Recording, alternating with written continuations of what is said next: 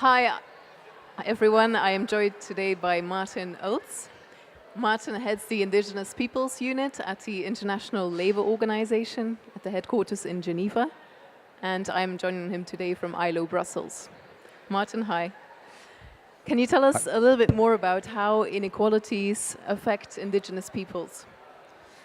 Yeah, thanks and welcome. Good afternoon to everybody. Indigenous peoples are distinct groups with a collective identity, their own cultures, ways of life, and this is why they're often seen as at odds with other parts of the society. So their historic exclusion is often also deeply rooted in a lack of respect for their cultures. It's often connected to the history, historic injustices perpetrated against indigenous peoples. And the heritage of that is often that they remain excluded, that there's often a deep mistrust between indigenous peoples and the state, which means that development policies that are meant to benefit the entire population often do not reach indigenous peoples where they are. Thank you. And how can we make the SDGs work for these groups of people? First of all, I think it's important to recognize that the SDGs are a very integrated framework that emphasize a lot the ambition of leaving no one behind, and that's a very important message. And indigenous peoples themselves count on other partners in making this a reality. So if you look at the SDGs, it speaks very much also to issues that are very keen to indigenous peoples. The SDGs speak to protecting the planet, respecting nature, participation of local groups, bringing in local actors in efforts for development.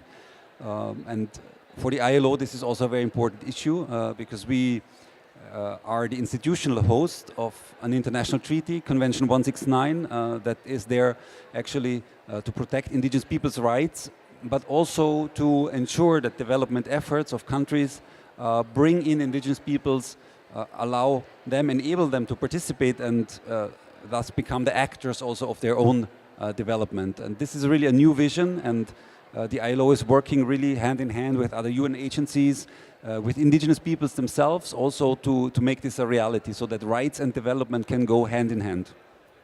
Thank you. Can I just finally ask you about the session that we just had, that you moderated? If you have any key takeaways from that session, any lessons learned, anything that struck you? Yeah, the session was very interesting because we had speakers from different groups. We had a minister from the government of Bangladesh. We had the spokesperson of the Indigenous Peoples Major Group, which is crucial. They have been crucial in actually including indigenous peoples in the SDGs. And so we see that everybody agreed that having a specific and targeted focus on indigenous peoples is a value added for development. It's a value added for society. The minister highlighted cultural diversity, ethnic diversity as an asset to the country. But on the other end of the spectrum also, that is respect for these communities is also a very important ingredient for social cohesion and for building peace in his country. Thank you very much, Martin. Thank you very much.